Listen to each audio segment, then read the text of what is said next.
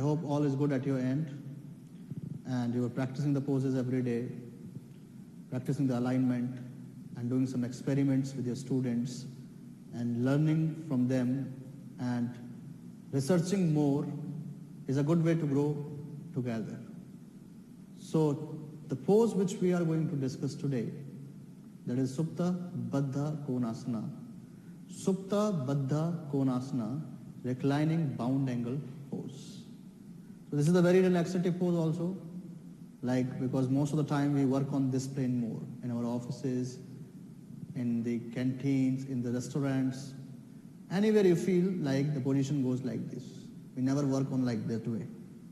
So this is a good pose to balance the body, that to work not too much on that angle, and to find the balance on the back part of your body, the posterior part of your body too. So that reclining bound angle pose, Supta Baddha Konasana, that we are going to demonstrate in front of you today. So here with me, Shobit, once again, to demonstrate the pose for you with all the modifications, how to prevent injuries, how to get the maximum range of motion and more health benefits from this pose. So can you please, Shobit, come to the laying down position on your spine, supine position. So Supta Baddha Konasana, modifications are also there. Just I am showing you first and foremost the position of the legs, right? The position of the legs. It's like also a butterfly, we can say, the butterfly, right? So just rotate. If the person has too much tightness, beginner is there. So just first and foremost try to gain the range of motion, the hip joint. So then there will be no pressure on your back. So we can prevent the back injuries too from here. So rotate the ankle out and just make the butterfly with yourself. Sometimes you have that range of motion. The person has that range of motion and the hips are going more higher. So for that we can use the block on the both sides to put the block and resting the knees on the block. That's it. Right? So this we can use. This is the first preparation to get into the final position. So this way we can ask the student just to stay here for a while and try to feel the hip opening into the restorative way. As we see that slowly the range of motion is improving, we can remove the blocks from the both sides. And ask the person to get more range of motion. Slowly and slowly bring your ankle more inwards. This way we can do. Is it possible to bring your hands on your pelvis, on your thighs? Roll your thighs out. Roll your thighs out. This modification we can use too for more hip opening. This is, I prepared my lower body here with my students. Right? The preparation for the lower body with the students. Now second thing, release the pose, brother. Come back. Come back. Take your leg into the straight position. Extend your leg back. And come to the sitting posture first.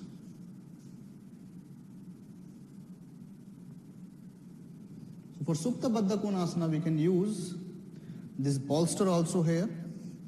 So the person has to be laid down on the bolster, the upper body now. This is the way. Resting the upper body.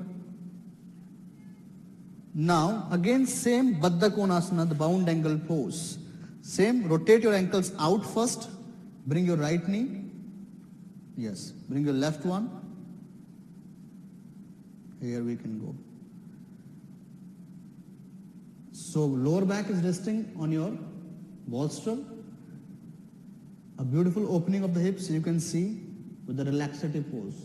If the person is in the sitting pose here, sometimes the pose like this way, pelvic goes posterior. Here we fix the pelvis first. Then you can bring your hand on the back. Sometimes the tight shoulders create problem for you. You are not able to reach. So you can just hold the block here on the both sides. Right, just hold the block. So this way you can see, and if you want to increase the shoulder stretch more, bring your block slightly more back, stretch, stretch, stretch, lengthen. You can see has to be gap here, it has to be gap. It is not, if it's going like this is wrong. Compression on your shoulder muscles, pressure on your neck too. It has to be externally rotated. So create the space. So stretch as much as you can possible, but there is no extra stress like this, right? No extra stress like this way. So it creates over compression on your neck muscles and your shoulder muscles too. So this way we can practice the Supta Baddha Konasana and take the advantage of this pose to open the hips, to stress the lateral muscles of your spine and on your shoulders, and take the more stretch, take your shoulders more stress-free, and bring shoulders into the neutral position. Lower back easily rested on the bolster here. So there is a more space for your hip joint, more blood circulation can be increased into the hip joint area. Knee compression we can avoid here because no weight is falling on your knee joint. So this we can create some space into the knee if you are feeling any knee compression.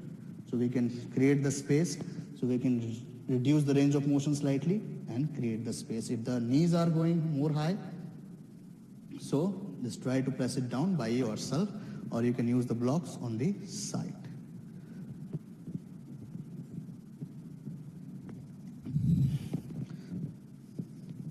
So if the knee is going more up, one block on this side, one block on this side. So this way we can rest also. As you feel the range of motion is increasing, slowly and slowly I'm getting more range of motion. Remove the block from here and bring your knee more down and take your ankle more inside. So this is the way we can do.